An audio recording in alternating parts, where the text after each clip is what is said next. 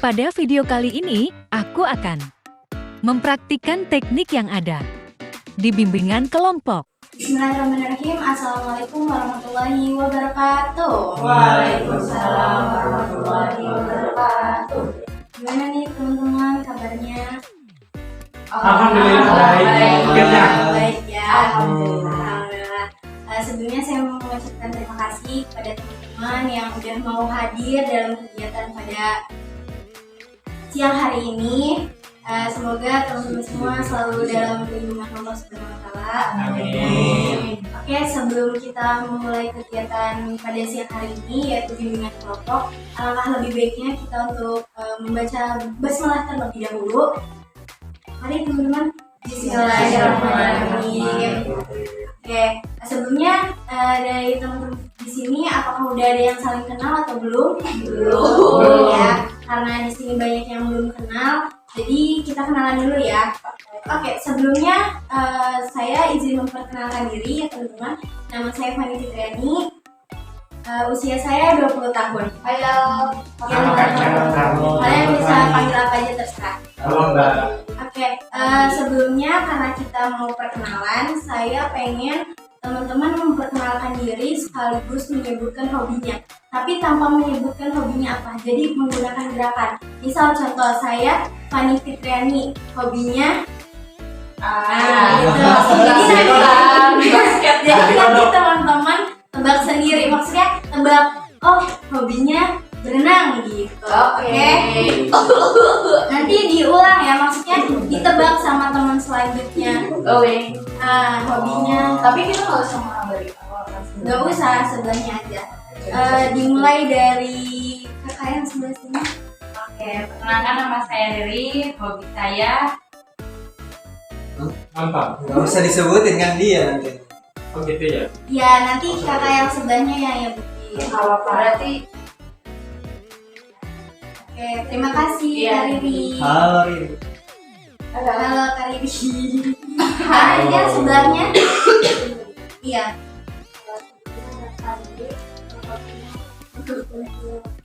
Saya Aisyah Latifah. Oh, selanjutnya Sebelumnya di sini ada Vanessa, hobinya itu melukis, menggambar. Nama saya Dava, hobinya campur. Oke, terima kasih Kak Dava. Selanjutnya Samping saya ada apa hobinya? Basket kan enggak? Main basket kan? Sama main volley. volley. Enggak basket. Basket. Itu bisa semester.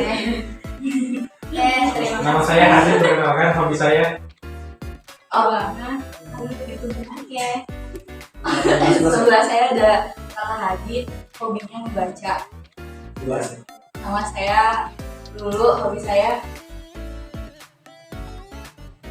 Oke, selanjutnya Di sebelah saya ada Kakak dulu, hobinya menonton. Nama saya Andini, hobi saya Sleeping Beauty. halo Kak Andini. Selanjutnya ini ada siapa? Sebelah saya ada Andini yang hobinya tidur. Ya, kenalkan saya Lydia. Makan. Ngemil. Wih, oke. Dapat Oke, di sini teman-teman udah pada kenal semua ya. Udah. Oke, udah. Sebelumnya saya mau tanya nih sama teman-teman, sebelumnya sudah pernah mengikuti bimbingan kelompok atau belum? Belum ya. Semuanya di sini belum. Oke. Jadi bimbingan kelompok itu teman-teman adalah salah satu jenis layanan yang ada di bimbingan konseling.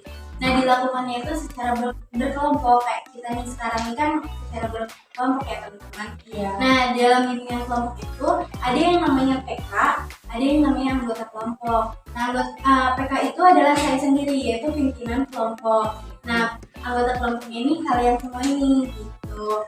Nah, tujuan daripada bimbingan kelompok ini agar teman-teman bisa ikut aktif ataupun berani menyampaikan pendapat di depan teman-teman yang ada di sini. Selain itu teman-teman, bimbingan kelompok juga manfaatnya yaitu agar teman-teman bisa mengembangkan potensi yang ada dalam diri teman-teman. Juga pencegahan apabila nanti ketika teman-teman membahas mengandung masalah dan juga nantinya tuh bisa teman-teman bisa mengatasinya gitu, kita dapat menyelesaikan dengan sendirinya gitu yang dia sendiri karena udah tahu gitu. Oke, sampai sini ada yang mau ditanyain? Oke, dimohon nanti ketika kita melakukan kegiatan bimbingan kelompok teman-teman agak lebih terbuka ya, nggak perlu takut untuk ngomong, pokoknya sampaikan aja apa yang ada di pikiran teman-teman, dan apabila ada yang disanggah nggak apa-apa disanggah aja gitu, karena setiap orang memiliki pendapat yang beda-beda. Oke, nah sampai sini ada yang ditanya juga? Enggak ya, cukup jelas ya. Oke, nah dalam bimbingan kelompok ini ada 2 topik teman-teman. Yang pertama ada topik tugas dan juga ada topik bebas. Topik tugas itu adalah topik yang ditentukan oleh saya, PK kelompok, dan juga topik bebas yang ditentukan oleh teman-teman yang ada di sini. Kira-kira teman-teman memilih yang mana nih? Tugas. Nah kalau untuk topik tugas, saya mengambil temanya yaitu tentang meningkatkan rasa percaya diri teman-teman. Gimana? Setuju nggak? Setuju ya. Oke, karena teman-teman udah setuju temanya apa, jadi mungkin langsung mulai aja kali ya. Tapi sebelum itu teman-teman ada yang mau komen lagi atau gimana? Enggak ya? Oke, langsung mulai aja kali ya teman-teman. Jadi kenapa saya mengambil tema ini, karena yang saya tahu gitu tuh banyak dari teman-teman pastinya gitu punya rasa percaya diri yang rendah gitu. Kadang mereka nggak berani untuk menyampaikan pendapat dan lain sebagainya gitu di depan umum gitu. Gimana sih pendapat dari siapa tadi kan ini ya tentang meningkatkan rasa percaya diri itu, gimana sih orang yang nggak percaya diri itu? Kalau orang yang nggak percaya diri itu kayaknya kayak selalu di bisa gitu bolehnya percaya diri gimana dari teman-teman lain ada pendapat rasa percaya diri itu gimana sih? Dapat pengalaman menggunakan kata minder, benar-benar kita berdasarkan itu. Ini kayak kurang percaya diri juga, jadi bahkan pemikiran kita sendiri gitu. Karena kalau kita pengen membeli anu tuh kita udah mikir kemana-mana. Ini salah nggak ya? Ini apa sih namanya? Kira-kira bakal nyinggung orang lain apa enggak ya? Jadi udah berlebih pikiran sendiri gitu. Padahal orang lain tuh nggak sepikiran gitu loh gitu. Kira-kira nih dari teman-teman ada nggak sih punya pengalaman ketika kalian nih lagi disuruh sama dosen atau sama teman untuk presentasi gitu, teman-temannya merasa nggak percaya diri gitu. Gimana sih cara kan itu kan kalau disuruh dosen itu kan hal yang mesti kita lakuin dong gitu kan. Ternyata kita nggak merasa percaya diri itu. Gimana sih cara teman-teman mengatasinya biar itu bisa berjalan dengan lancar? Kalau saya pribadi sih ya, biasanya kalau presentasi wajib ya. Iya. Jadi mau nggak mau gitu siap nggak siap harus presentasi gitu kan. Jadi kalau saya untuk mengatasi itu jujur sampai sekarang juga masih grogi ya kalau menurut. Cuma alhamdulillahnya sekarang masih lancar aja kalau presentasi itu. Karena kalau saya jangan natap mata audiens, itu saya terus sama fokus ke materi yang akan kita bawakan aja. Sama satu lagi pikirannya tuh jangan kemana-mana, jangan terlalu mikirin orang lain lah. Gitu sih. Terima kasih sudah Kak. kalau menurutku ya kalau presentasi itu kan kalau dan asal itu enggak kan dari presentasi itu kita bisa melatih juga dan kita biasa kita dengan orang kan kalau kita juga untuk jadi kalau dia terbiasa. Jadi kalau untuk itu ya mau cari masalah dalam diri sana dulu dan kita coba kalau saya coba jadi kita sampai terus gitu terus nggak pede. Kalau lu biasanya menghadapi hal seperti itu gimana sih biar rasa percaya dirinya makin meningkat? Aku sih pertama masih dengan hal bahwa itu ya biar dari presentasi itu nggak cuma ngomong lagi belajarnya biar nggak bingung sendiri kan. Kalau misalnya kita udah mengasih materi kita untuk yang presentasi kita bisa percaya diri gitu. Terima kasih kalau lu jawabannya berdasar banget. Bagaimana pendapat kali ini kalau menghadapi proses seperti itu? Jujur tinggal lagi berkecamuk. Justru kalau dari saya pribadi ya sebenarnya waktu presentasi itu saya masih grogi, kurang percaya diri. Yang tadi lulus sama Dapur bilang mungkin saya kurang menguasai materi, tapi ada satu sisi saat saya menguasai materi saya grogi itu karena dosennya. Tapi jadi saya itu takut salah bicara gitu. Ada sama ada itu? Saya sih buat mengatasi rasa percaya diri yang kurang presentasi lah ya. Iya. Biasanya kita tuh kalau saya dulu materinya biar pas ngejelasin itu kita nggak berkata-kata sama kita tuh dengan jujur saya juga kadang masih gemeter kok misalkan presentasi kelas ini kelihatannya ya terus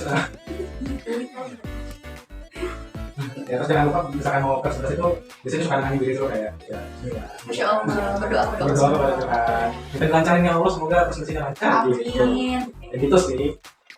Kalau dari Kanisa sendiri, kalau misalkan Kanisa nih mau presentasi terus merasa tidak percaya diri gitu, kalau apa sih yang perlu Kanisa lakuin? Jadi baca sama dan juga kita kan kayak kalau lihat orang tuh malah grogi. Jadi saya kadang melihatnya kayak nggak ada orang yang kadang orang kalau misalnya kita semua jelas itu saya merasa boleh sendiri. Mungkin caranya biar ada kesehatan dulu itu saya nggak ngerti. Banyak Kanisa. Mana kalau lu? Kalau kita belajar ngomong biasa kita nggak percaya diri sama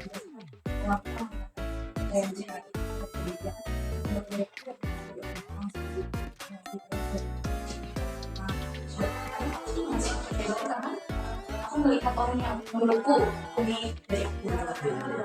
Sebenarnya ada sih rasa aku juga harus kerja gitu, cuma kan berarti nggak suka percaya diri itu. Cuman aku ngambil hal itu ke atas yang juga enggak jadinya aku tuh aku berusaha buat lebih kayak gitu, jelas kayak orang yang aku lihat gitu sih. Oh iya, tambahan dari aku ada satu lagi. Biasanya aku tuh kalau lagi presentasi tuh biasanya nganggep diri aku tuh terkenal, nganggep diri aku tuh pinter, paling pinter ya. Gue ini bisa. Iya, gue nih gitu. Kayak itu tuh benar, meskipun kelihatan kayak sombong ternyata, tapi itu benar-benar minta pikiran gitu. Itu luar sih, betul. Ini ada pendapat lain? Jadi ya, kira-kira dari pembahasan yang tadi sudah kita bahas, jadi apa sih solusi untuk orang yang nggak percaya diri itu menurut teman-teman? Menurut saya sih dari lebih bodoh amat sama tapi nggak tahu juga ya. Udah mereka ngomongin gitu ya udah. Nanti kita udah sesuai sama apa yang mereka ngomongin. Kita juga terus mengerti diri kita supaya terhindar dari omongan yang ngejarin kita. Karena ya nggak bisa berubah omongan dari itu kita sendiri nanti. Kita yang ngikutin mereka kalau dia itu bisa. Kita intinya fokus pada diri sendiri dulu aja. Lebih mendengarkan omongan yang positif daripada omongan negatif. Maksudnya kalau ngomong negatif itu bukan nggak didengar, tapi diubah perspektifnya. Nah itu jadi semangat gitu. Bisa jadi motivasi. Jadikan motivasi untuk omongannya tinggal. Gimana teman-teman, ada solusi lain?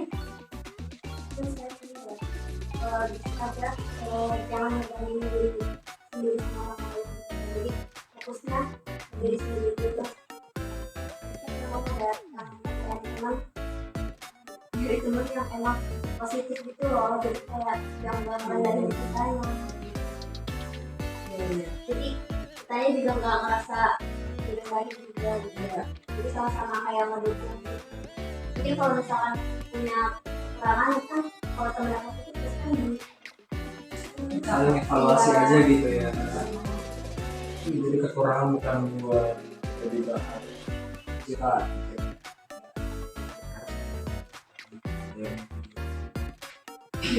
Tapi kadang pernah nggak sih kalian kayak kekurangan kalian tuh yang kayak itu malah jadi bercandaan teman-teman tuh kayak ya, tapi bercanda doang niatnya tuh.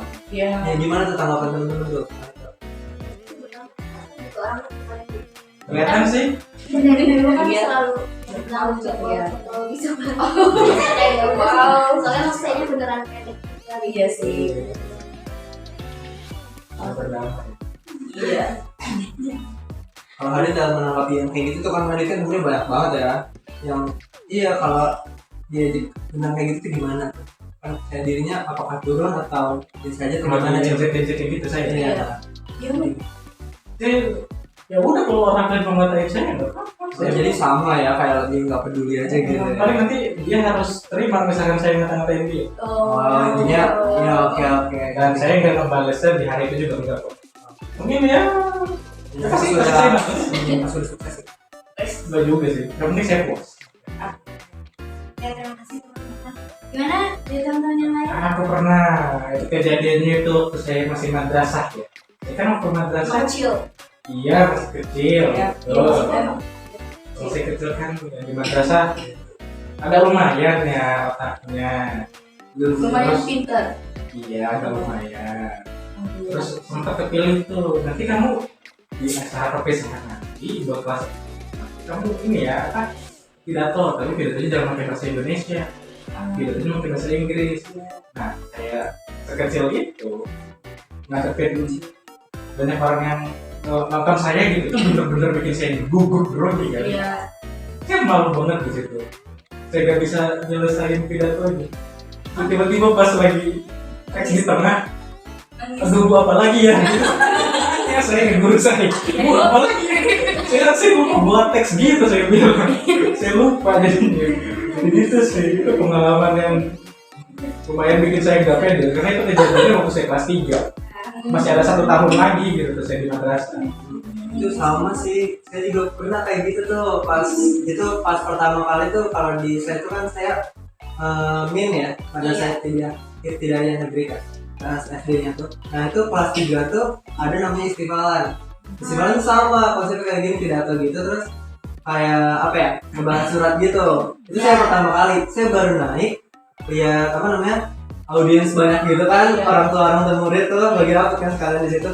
Itu saya taruh mic-nya di bawah, saya turun. Berarti belum sama sekali Belum mulai apa ini yang parah ini. padahal kan itu kan udah kayak buat saweran gitu tuh. Itu semua ada nenek saya. Oh, Saweran. itu udah pada mau nyawer saya tuh. Iya, pengalaman dari Kadapa ini. Tapi ada ya teman-teman lain apa ada pengalaman? Aku ada sih. Mau Rio dulu sama Rio. Boleh kalian dulu aja. Oke dulu. Kalau aku pengalaman aku ya dapat dari itu karena saya pernah bandingin gitu. Aku kan sama adik aku kan bedanya nggak jauh kan cuma beda 2 tahun. Kan posisinya kayak sekolahnya juga pondoknya bareng gitu. Pondok. Nah, posisinya di situ adik aku tuh dapat juara 1 lah. Aku kan sebelumnya nggak pernah ya dapat 3 besar, bukan paling bisa hanya 5 besar gitu, di antara 5 besar itu misalnya kayak 3 besar gitu. Itu rasanya kayak kok gue pernah diapresiasi gitu, malah aku di 5 besar aja ini nggak pernah kayak dibangga-banggain gitu, gitu kan. Jadinya kayak oh ada ya sih tahu ada aku juara 1 gitu ya, tapi emang aku salah ya nggak bisa dapat juara 1 gitu. Makanya aku tuh kayak ngerasa kurang percaya diri aja gitu. Anak kali ya, oh keren banget. Keren. Tapi tahu kan anak-anak gimana teman-teman lain pernah ada pengalaman gitu? Aku ada sih. Lebih ke nggak percaya diri karena ada teman kali ya. Jadi aku dulu pernah ikut organisasi. Terus kebetulan setiap perjanjian organisasi di sekolah kan ada sidang pleno gitu. Kebetulan aku yang sudah peserta sidang aku harus sidang yang datang kan selain dari anggota organisasi itu ada dari alumni masuk itu gitu lah ya, ramai banget. Aku kan di situ kayak kelas 12 SMA gitu, yang notabene dulu nggak pede banget kan. Terus ketika aku di sidang awalnya aman aja, tapi pas dari pertama kan banyak interupsi dari alumni. Jadi karena aku banyak yang interupsi gitu loh, aku jadinya kayak ya tercepat gitu, terus aku nangis dikit. Aku yakin. Dikit. Ya, aku nangis dikit gitu kan, forum sidang yang lebih dari 50 orang termasuk alumni. Terus dari situ aku jadi nggak percaya diri buat lanjutin sidang itu loh, jadi suaranya makin pelan gitu. Terus aku kayak rasanya pengen cepet ngomong gitu, karena ya udah nggak pede karena dari orang tuh dari kakak gitu dan itu sih aku ngomong kayak aku ngomong ini di interupsi, aku ngomong ini di interupsi, terus sampai dia bilang yuk bilang sidang harusnya lebih tegas dong. Jadi ya gitu, aku jadi down dan nggak pede. Mungkin itu pendapat dari cerita dulu ya. Mungkin dari solusi-solusi sebelumnya yang sudah kita bahas gitu kan. Kalau kayak gitu kita harus mengenal perspektif lain. Misalnya kayak tadi, pimpinan apa sih dong? Harus lebih tegas dong gitu kan. Itu jadi motivasi aja gitu. Kalau emang susah ya kalau secara langsung gitu ya, apalagi namanya gitu kan. Iya, karena waktu itu aku masih kecil kan. Iya kan dulu, sekarang berdua. Tapi kan sekarang ini ya. Mungkin sudah lebih pede kan. Iya, semoga amin gitu. Iya. Iya. Terus juga ya karena dulu aku masih kecil dan yang ngomong itu para alumni yang senior jadi kayak feelnya tuh lebih beda gitu loh, kayak lebih musuk gitu loh kalau alumni yang ngomong gitu. Iya kan, apalagi alumni yang hebat-hebat gitu kan, yang udah menguasai mana itu sebuah pleno nya kayak tertekan makin dia makin pede. Ya, terima kasih dulu buat ya teman-teman. Saya ucapkan terima kasih buat teman yang udah nyampein pengalaman dari teman-teman. Selanjutnya itu kita sih menyimpulkan, karena tadi kita udah ngebahas ya dari awal sampai akhir. Kira-kira teman-teman di sini ada yang mau menyimpulkan dari pembahasan hari ini? Silakan. Oke, boleh kembali. Belajar dari kasusnya tadi ya, tadi kan memang itu kita bisa tahu ya kalau mengapresiasi itu penting. Karena kan setiap orang itu dapat apresiasi yang cukup. Ada orang-orang yang kita masih banyak tapi dapat apresiasi yang ada yang banyak. Dia sebisa mungkin kita tuh meskipun tidak pernah atau di kampus sekolah atau apa ya, sekarang ada teman kita yang melakukan suatu pekerjaan atau menghasilkan sesuatu yang baik, itu sebisa mungkin kita apresiasi. Cukup bilang kamu keren, kamu bagus sih. Cukup bilang itu udah cukup loh, mungkin ya untuk mereka, supaya mereka tuh merasa ada yang kayak lagi bisa membuat mereka juga untuk pede kan. Tapi ya, pengalaman juga kalau jangan berlebihan ya. Nanti kayak teman saya kalau itu jadi merasa tinggi gitu tuh. Kayak kerja bagus tuh kayak masa paling kecil. Iya. Selanjutnya ada nggak sih lagi saran buat saya selaku PK kelompok dan juga untuk kegiatan pada siang hari ini? Ataupun kesan dan pesan dari teman-teman? Ya kalau saya ya prinsipnya namanya ketika diskusi sudah mulai buruan handphone itu mungkin bisa Kalau dari aku nih sekali cuma kali pada beda. Jadi kita banyak pengalaman yang kurang mengenakan gitu ya. Kurang mengenakan gitu. Ya sedikit akan dibandingkan sendiri. Ya, itu sama lo karena gue kesayang dia tuh nggak bisa keluarin itu aja gue kota juga. Jadi kita saya sih kan aku udah angkat opini udah menjadi anggota bagi kami untuk Iya benar. bercerita. Akan terus. Terima kasih Ibu. Terima kasih Profesor. Oke, semoga dengan tadi kita sudah melakukan di kelompok, teman-teman bisa lebih percaya diri lagi dari melihat dari pengalaman teman-teman yang ada di sini. Kalian bisa belajar oh, ternyata kayak begitu, biar kita bisa percaya diri. Terus lagi dukungan dan apresiasi itu sangat penting ya teman-teman. Jadi kita sebagai yang udah tahu nih bahwa apresiasi itu sangat penting, cobalah untuk mengapresiasi teman-teman yang ada di sekitar kita. Sedikit motivasi dari saya mungkin ya teman-teman, lakukan apa yang bisa kamu lakukan, jangan dengarkan apa yang mereka bicarakan. Oke, mungkin itu aja, kita tutup dengan mengucap hamdalah, alhamdulillahirobbilalamin. Sekian dari saya, bila kita bilang khairan akumulnas. Wassalamualaikum warahmatullahi wabarakatuh. Sekian, terima kasih.